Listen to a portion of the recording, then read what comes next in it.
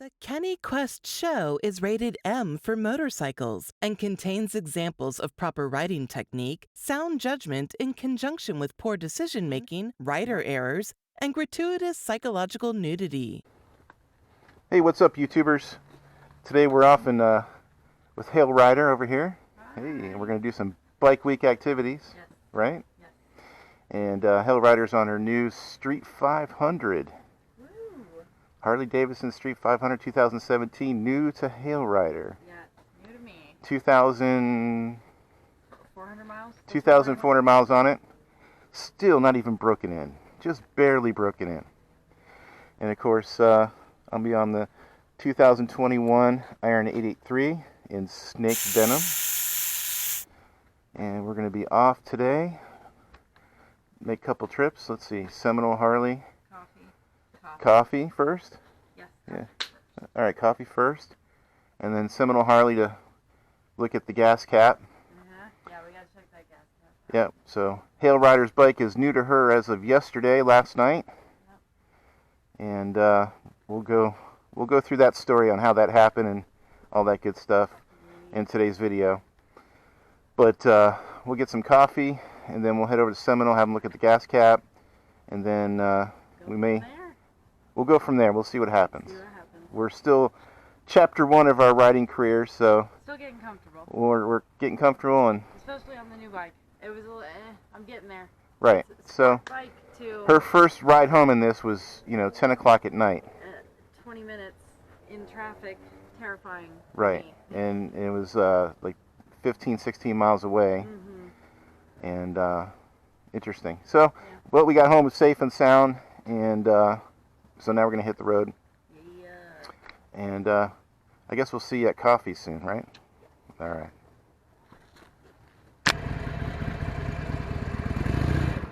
Oh, fuck. Oops, my bad.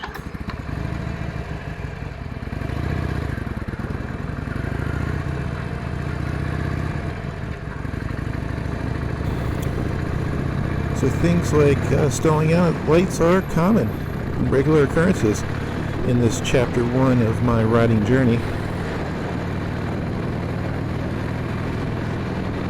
Oh, I love this feeling of the wind in your face and the feel of acceleration. We're headed to coffee, but ever since I switched to Bang Cola, I haven't been to a coffee shop in quite a while. Maybe a year, maybe longer, I don't know. So I have no idea what I'll be ordering. We'll just have to see. It'll be a surprise. Anyways, let's enjoy the beautiful day on two wheels. We have about a 10-mile commute to the coffee shop. See you there.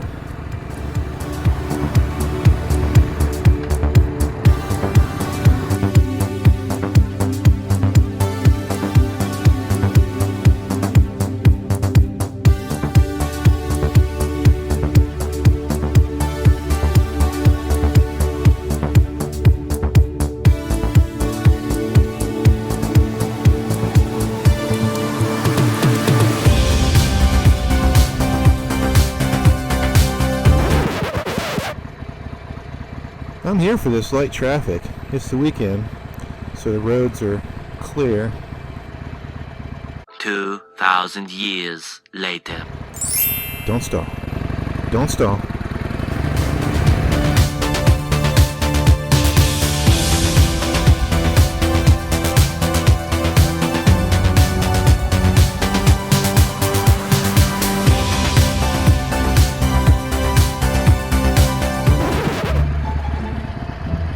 I'm gonna go. Nope. Nope. Okay, go. I'm gonna go.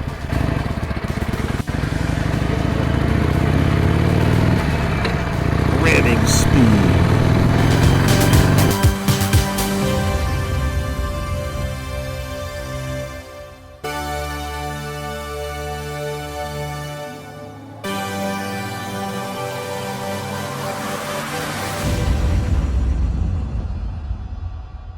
Right here. I'm going to park right here. Hi, Red.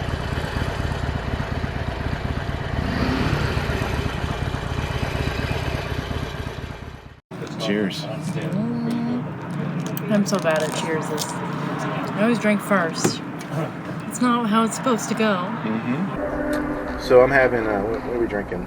Strawberry, acai, aka. This is called strawberry acai refresher. Strawberry acai. Acai. Acai. I'm secure in my manhood to drink a pink drink. You should. Real men wear pink. Drink Bikers pink. with pink drinks on the next Maury Povich. Who the hell is Maury Povich? So he was a kind of a sensational shock talk show host in the 90s, and I think he went into the 2000s. I'm not sure. Him and Geraldo. He had a show. He was famous for building us up to believe that he found Capone's vault. Seems, at least up to now that we've struck out with the vault, I'm disappointed about that, as I'm sure you are. This is one time in my life that pot of gold would have been a lot more fun. Capone had a vault. Right, and then he opened it up, Capone's vault, and it was big empty. There was nothing there, but for like weeks or months, it seemed the build-up was tensioning into this big reveal, and then nothing. It's good. What a letdown. Like Capone's vault. Right. What's so lame? And then some guy broke his nose.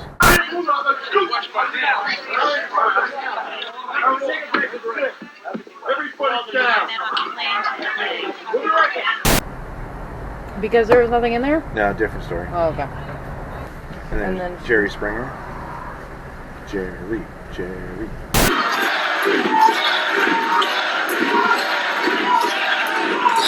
He's like Maury.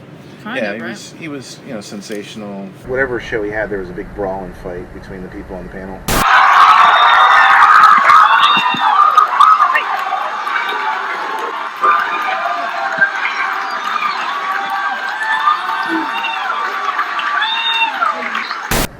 Seems intense. Yeah. But Jerry Springer would have like teenage transvestite hookers. This woman, I met her on MySpace. You've never met her before. Never met her. Let's bring out Jody. You met here, Brad, here on the internet. Yes, we met on MySpace. You think this could be the one? Yes. And but I have a secret to tell him. You have a secret to tell him. Yes. And your secret is? I'm a man, Jerry. I'll try anything once. Ew, is this like Maury? You are not the father. In the case of 1-year-old Yamir, Aaron, you are not the father. Watch him! But Springer would always have fights at the end of the show or in the middle of the show. So it is like people Maury. in the audience would come in, all the people on the like panel would Maury. fight. Yeah. And then his bouncer security guard got so famous he had his own break-off show from that. There's one last question. Have you ever tried to poison your mother? You said no. You did not tell the truth. His own show. Yeah, named Steve or something. Steve, the He's a bald security guy. guard. Yeah. Good for him. All right, so tough question. Go for it. So yesterday, Yes. in the morning, before Yes. we left, we discovered that your tire pressure was low. Shut up.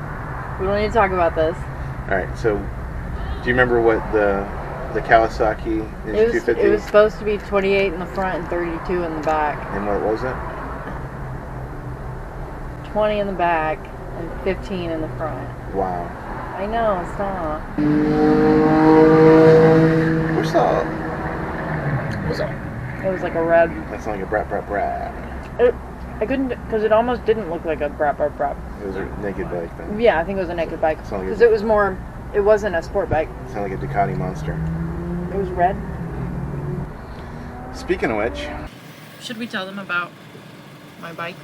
Yeah, so what happened yesterday? Okay. So, basically, we were going to the Harley. And, The Harley dealership. yes, the Seminole Harley dealership. Yes? Did I plug it right? Okay, so we were going to the Seminole Harley dealership. And we were almost there, quarter mile away, roughly. Main Street, small street dealership. So we were on the main big street. And something happened. I don't know what happened, but something happened. Did you hear something?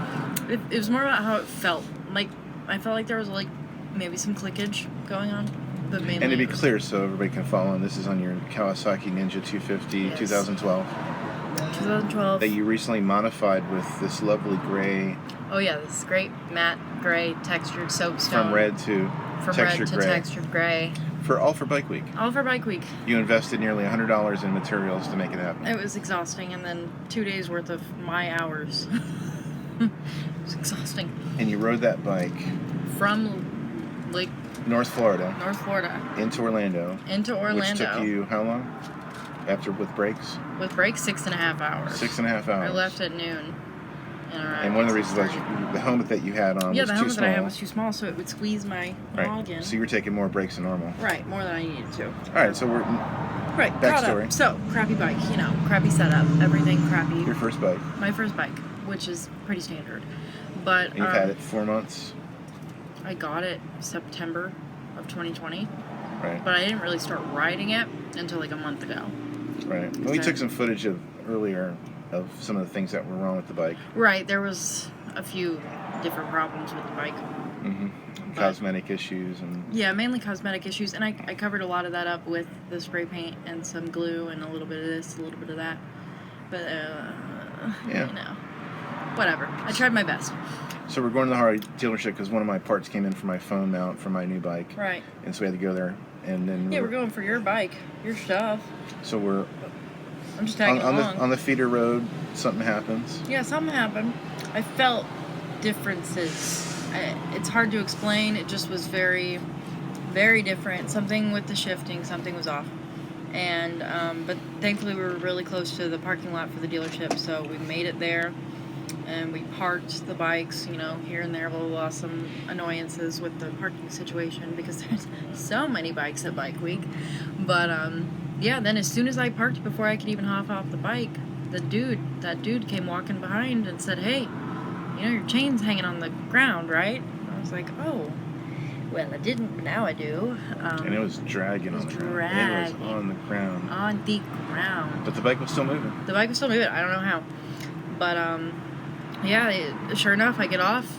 Chain is literally laying on the ground. And the guy's like, oh, you can just put the chain back on, no problem. And then he kind of looks around the back of the bike and looks at the sprocket. The sprocket is shaved. It's ruined. There's no pokies for the chain. No, it's gone. It's jacked up. All ruined. So, yeah, there's no fixing that at that point without replacing, you know, all of it. So... Well, we didn't know at the time. We didn't know that at the time. So we go inside, and I figured, you know, we'll just go check in with the parts department. Right, see what they can do. We walked into the service store, but they looked like they were closed. Right. It was all dark, so we went into the parts and got in line.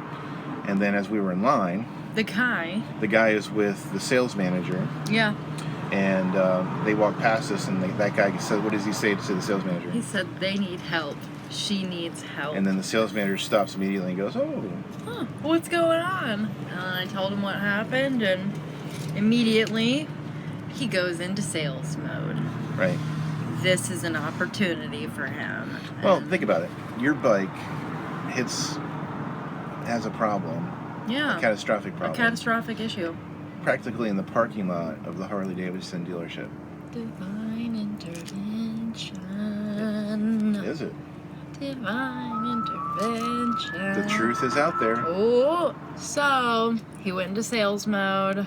Got you a salesperson. I got me a salesperson. And you got you a salesperson that owns a Sportster, so right, a small displacement specialist. Yeah. So then it began the attempt to possibly get me a Harley. And it was a rocky process, to be honest. Because when I did my first cruiser test ride. Well, first he brought you over to an Iron 1200 on the showroom. Right. And you sat on it. Yeah. And you said, maybe. Well, when I sat on it, I said more than that. I said significantly more than that. I said, this is so comfortable compared to the sport bike. I love, because it had mini apes on it, I was like, I love how high my hands are. That feels fabulous. I said, you know, I love where my legs are with the mid controls. And I was obsessed with how it felt sitting in the showroom with him holding the front wheel with his knees sitting still. So that felt luxurious. fast forward to the test ride. Yeah, let me hold you there. What? Well, a lot of times, like if you are looking for a bike before you take your MSF, Yeah. you're going into, like I did. I went into dealership. I went to this dealership, and Right. I was going through that process. I was sitting on Yamahas, I was sitting on Indians, I was sitting on Kawasaki's and Yamahas, and they were holding that front tire. Right, for me. having you sit. Right, and I had now a perception in my head of how that bike felt, and I was trying to make a narrow down my decision. Right. But based it doesn't. on that. But it doesn't translate. It doesn't translate. It feels totally different when you're not moving at all, sideways, forward, backward. You're not moving at all. You're stationary and you're being held there. Of course, you can sit there like it's no problem. So, but since that you were comfortable, the next step is test ride. I was like, whoa, let's test ride this 1200. I was so psyched. I was like, wow, that's a big bike. I feel like sitting on it. It was great. So let's test ride it. Let's see how it goes.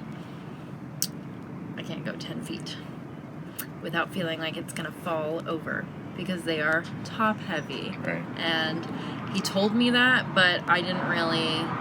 Yeah, that's a comparison. I had nothing. I didn't know what that really meant, so I was just like, oh, okay, it's top heavy, cool. I went a total of 100 feet on it, and I almost dropped it 3 times. So it was just not the right bike for me. And when I got off, it was, you know, basically everything I said before, I hated. Oh, I hate the mini apes. I have no control. I feel like I have no control. I hate the mid controls because I'm so used to the sport bike that I don't know where my rear brake is. It was, you know, all that. I hate it. I hate it. It's not for me. And for a second, I was just like, forget it. Let's just get my stuff fixed because that's my comfort zone. Right, and I was doing the parts thing, so I wasn't right. around. You were focused. You were doing your task, and I was just like, you know, forget it. I don't need a new bike. I just want to get that fixed. But I had a good salesman. But you came back in after that, right? Yeah, I came back in. That's what I'm getting to. I had a good salesman. Right. Shout out to Joe. He's the younger, you know. Frank There's 2 salesmen. 2 salesmen on this one. Frank is the OG homie, but Joe, he's still a good salesman. He did his job because he got me back in the mindset of, okay, maybe that one wasn't the one for you, but we have other options. Right. And then we proceeded to look at the other options. So that porridge was too... That porridge was too cold, too hot? Too heavy. Too heavy. The porridge was heavy. It was thick. 2 C's. Yeah, that porridge was thick.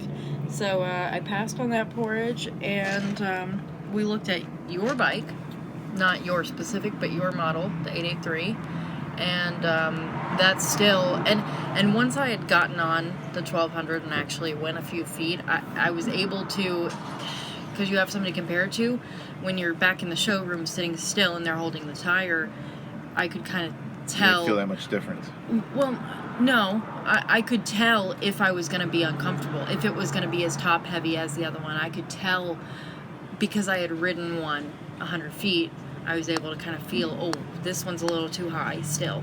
I was like, it still feels a little wobbly for me, you know? So I was able to kind of say, I don't think I should even bother test riding that one because it still makes me uncomfortable. And we went through like 3 or 4 different bikes, and then none of them felt good. None of them. Not a single one. So then I started to kind of go back into that mindset of, whatever, forget this, let's just fix mine. But then he said, hold on. We have... And I noticed that there was the ride instructor was there. That's right, the ride coach. Which... So Joe got the ride coach involved. Yeah, which I was like, why'd you do that? Because it wasn't a riding thing. It was the bike and me together. We're not doing it. No, it just wasn't... not the bike for me at the skill level that I'm at. And a riding coach coming in and giving me a pep talk is not going to advance my skills that much. It seemed like a little mansplaining there. Yeah, and I was like, why do we need a riding coach? It's not about the riding technique, it's about the actual bike plus me, my riding skill at this time in my life, and my physical stature. And it was like, you know, he was really nice. He was a sweet guy. And he ended up, you know, we ended up having a conversation later on, and it was great. But at the time, I was like, why are you having a riding coach talk to me right now? It's not about that. It's about the bike.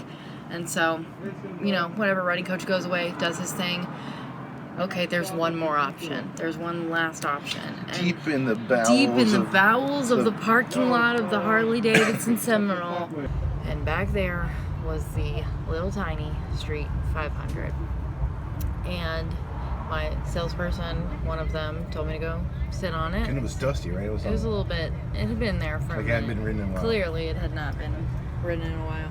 Anyway, so I go over there, you know, swing a leg over, and it immediately feels better compared to, like, cause I mean, I had learned what it felt like with the 1200, and then I was able to kind of compare from there, and it just immediately felt more comfortable. So I knew, you know, if any of these is gonna work, it's gonna be this one. So that's the one that I ended up going with. So I'm now a proud Harley owner.